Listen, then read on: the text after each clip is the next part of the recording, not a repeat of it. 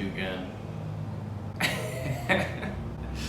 Alright, I was too excited when this came, so I already opened it, but I figured for continuity's sake, I'll show you what all comes with this Dragonhawk traditional tattoo kit. Comes all in this nice box. Wrapping on the top. Alright, here's what's in the kit. We've got these plastic tubes with sterilized tips. Well, actually they're just sterilized. And then, I don't even know what most of this stuff does. Here's another type of head, it looks like. Here are your tubes. Very cool. It's gonna come with inks. Here are the grips. You got a cool red one and a black one. You don't get to pick your colors. I don't know if you get different colors or what, but either way, pretty cool. Comes with some gloves, which I already have on some. Ink caps. Here is all of the tools, hardware, rubber bands, etc. for assembling the gun. And then we've got the, looks like the power cord for the power supply. Here is the power cord for the tattoo gun, the little V-spring clamp power cord. I'm not entirely sure what this is.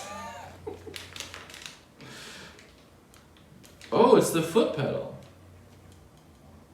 Oh, and it's like dope. It's like super thin. Oh, that's really cool. Damn, I was wondering what that was. Okay. Needles. I'm assuming these are the actual guns themselves. The kit that I bought comes with a liner and a shader tool, or gun. And this is the power supply. It also came with a practice skin and tracing the paper, so I just want to put it together. All right, let's put it together.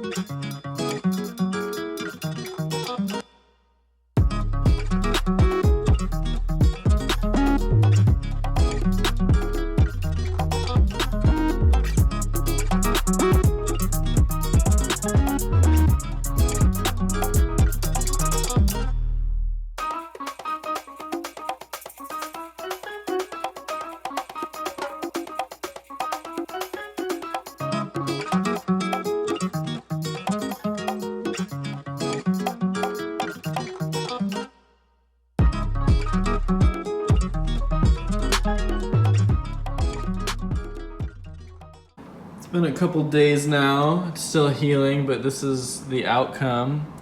Not too shabby, honestly, for my first tattoo. I thought it was gonna go a lot worse. I decided to add color because the design definitely just called for color. I think it looks a lot better. And I'll share with you guys like my thoughts on buying a tattoo gun from Amazon and doing this stuff yourself. Okay, so it's done. It came out pretty good considering. I would say my key takeaways are, if you're gonna do this, it's really important to practice. I tattooed like 3 of these honeydews to make sure that I was comfortable with the gun and just like, you know, could get used to holding it and the motion and everything. I will say, however, tattooing a melon or fake skin or anything is nothing like tattooing real skin. Like, you just don't know how skin is gonna act until you have the needle in it, and it's just really weird. So that's my first tip, is to practice a bunch until you feel comfortable with it. My second tip is use the right tools. So I decided to color this one in, but I hadn't practiced at all with any shader needles. And so I decided to just try and shade it with a liner, which in retrospect is probably stupid. Even though it's kind of a small tattoo, it wasn't that big of a deal. But still, it probably would have came out better if I had used a shader needle and not just a liner needle. There's a pretty big difference, I think, in how they work. But I'm still happy with it. Like, it's not the worst. It's definitely not the worst tattoo in the world.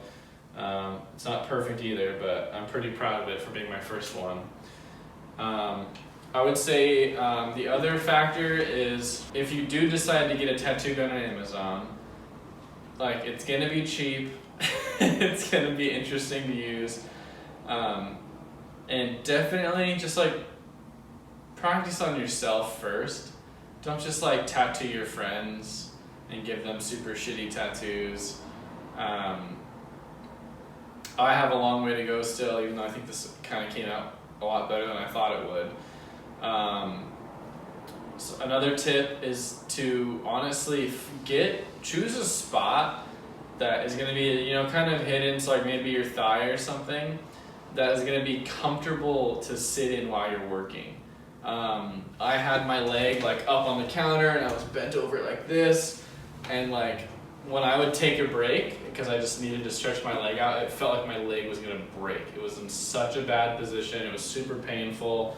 Giving myself the tattoo wasn't that bad, but getting out of that position and like doing it while I was in that position was really difficult and sucked.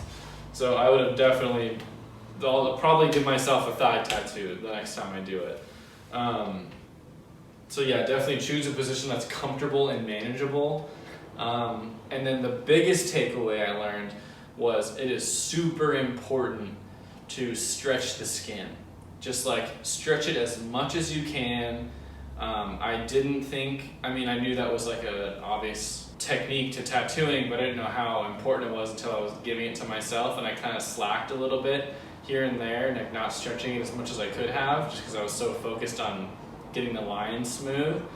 But I had to do the lines over because the needle wasn't pushing in all the way because the skin wasn't tight. It was just kind of pressing the skin in and coming out. And so I just go over it again anyways, which probably irritated my skin more than it needed to be. Luckily, it looks like it's gonna heal well. I think ultimately, like, it came out great. It's not a perfect tattoo, but I'm proud of it.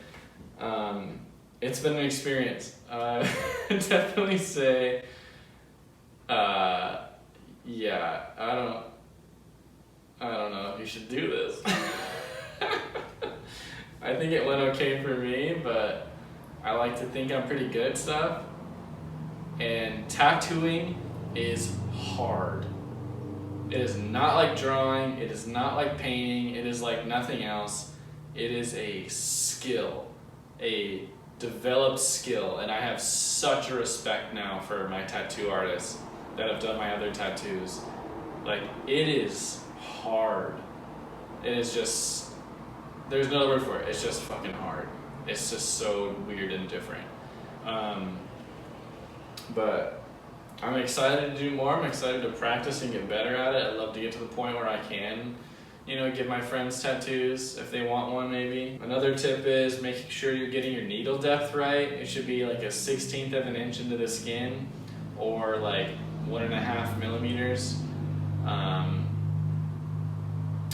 And what I ended up doing is I actually ended up buying tubes that are kind of a full unit instead of using the ones that came in the kit. So I went and bought these Tatsol sterilized tubes that are really great. They just hold ink better. That was kind of my main concern with the ones that came in the kit, is that they weren't going to hold ink and like let ink flow very well. And I think I would have been right if I would have used them. But this was definitely a good upgrade. But yeah, all in all, fun experience, definitely interesting, a little scary for sure, but sometimes it's gotta send it. Thanks for watching this video.